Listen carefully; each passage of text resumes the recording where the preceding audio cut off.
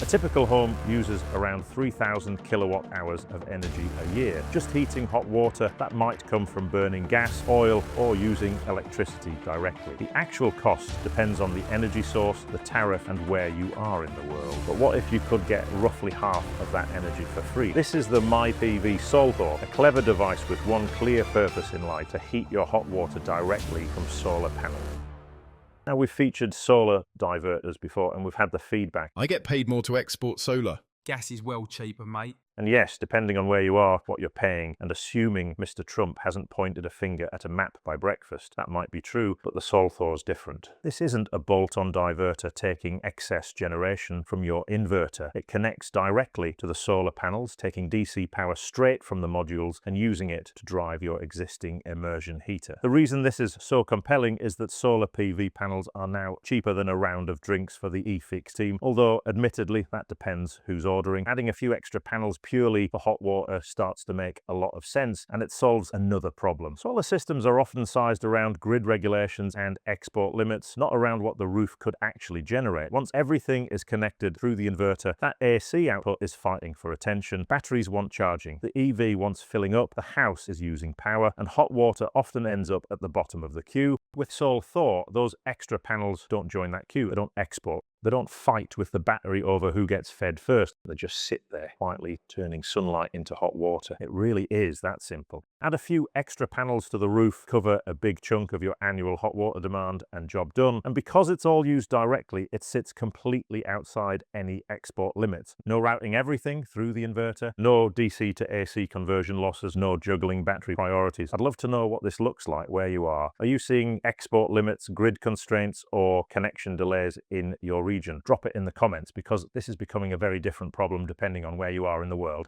Of course, the THOR has a few more tricks up its sleeve, and we'll explore those later in the video. For now, let's look at a real installation. In terms of ratings, the THOR will control resistive heating elements up to 3.6 kilowatts. On the solar side, it has 1 MPPT with 2 DC inputs accepting up to 26 amps in total, with a maximum open circuit voltage of 230 volts. And that 230 volt limit really matters. On this installation, we originally thought about using 4 panels, but once we ran the numbers through the MyPV sizing tool, 4 panels could exceed the open circuit voltage limit in cold winter conditions when panel voltage rises. So we went with 3 panels instead, which keeps the string comfortably inside the THOR's limits and also matches nicely with the existing 2 kilowatt immersion heater in this 300 litre cylinder. And this isn't just for larger installations. With just one modern solar panel, you can still produce useful amounts of hot water on a sunny day. To put that into perspective, even in the UK, a single panel on a good summer day could generate around 2 to 3 kilowatt hours of energy. That's roughly enough to heat a 100 litre cylinder from 25 degrees to 50 degrees. It wouldn't happen instantly because the panel output rises through the morning, peaks around midday, and then falls away again. But on a clear June day, you could realistically start with a cool cylinder in the morning and have a useful tank of hot water by late afternoon. So for remote buildings, cabins, shepherd huts, or glamping pods, this could be a really simple way of providing hot water without having to run a mains cable all the way out to it. And because the THOR has such a low startup voltage combined with true watt-to-watt regulation, it can start working from a single panel and continuously match the immersion heater to whatever solar power is available throughout the day. At the solar end, we've installed an array of 18 panels. 3 of those panels have been assigned to their own string, which will connect directly to the THOR.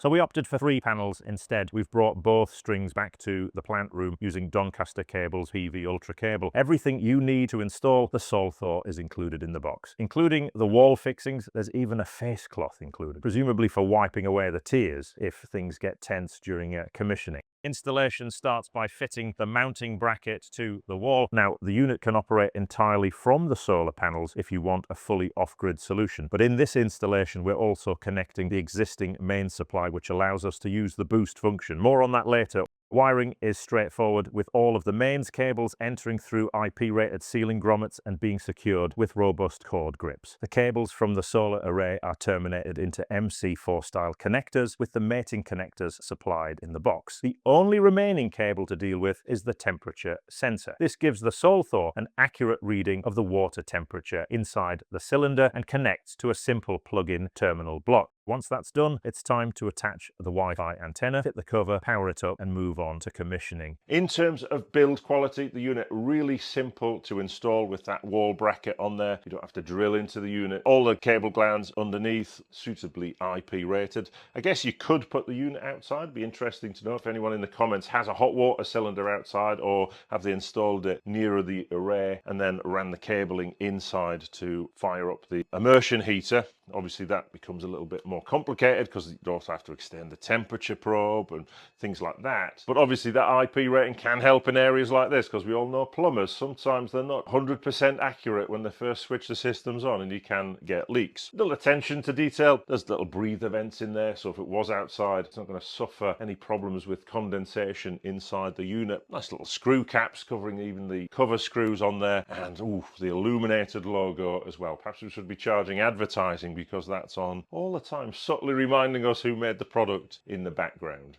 Initial setup starts on the touch-sensitive LCD screen. Thankfully, my PV has included a stylus which feels delightfully BlackBerry-era, but it does make navigating the menus a lot easier. And from there, you can continue on the unit itself, or move over to the web portal on your desktop or mobile device. And this is where you start to see the real power of the THOR. The system gives you a surprisingly granular view of what's happening inside your hot water cylinder, alongside live data from the solar array. If you've entered the correct panel parameters during commissioning, it can even provide an estimate of likely solar generation for the days ahead, helping you fine-tune the system and understand how much energy is available. You can also configure boost settings, allowing the unit to switch over to mains power if the water temperature falls below a set level. Alternatively, it can operate a relay to trigger an external heat source. Those boost functions can be scheduled to coincide with low-cost energy tariffs, either using fixed time periods or by linking them automatically to tariff data, ensuring hot water is available when you need it, while keeping running costs as low as possible. There's one more feature that's worth mentioning, particularly on larger hot water cylinders. The unit doesn't just control one immersion heater, it can also work with two heating elements. That opens up a clever operating mode called stratified charging. Instead of trying to heat the whole cylinder from cold, the THOR heats the upper immersion first, giving you usable hot water much sooner. Once the top of the cylinder has reached temperature, it automatically switches over to the lower immersion and starts heating the rest of the stored water. It's another example of how this isn't just a solar controller, it's a complete hot water management system. So in this installation, we have the whole gamut of renewable technologies: solar on the roof, battery storage, a heat pump, and now we've integrated the THOR into the system. So it's going to be really interesting to see how it performs. Alongside the solar technologies, particularly the heat pump, there's another challenge. This time of year, the heat pump drops off its heating job and moves over to cooling for air conditioning. But regularly throughout the day, it has to stop the cooling process and swap over to a hot water cycle. And that can be quite a lossy process, because it has to get rid of all the cold in the system before it can start heating. So I'm hoping that the THOR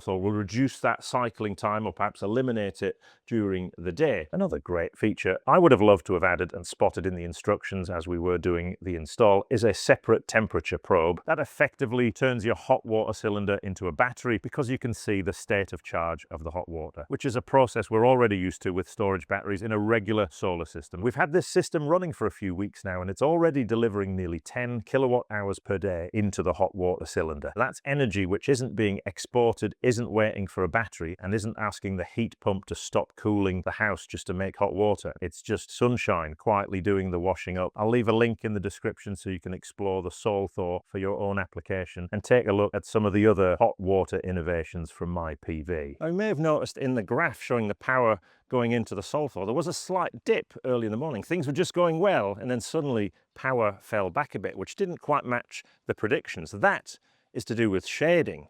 There's myth and legend about how it affects solar panels, and that is something we're going to look at in a video that's coming up very soon. So make sure you subscribe to the channel, or if you're watching in the future, it'll be on screen now.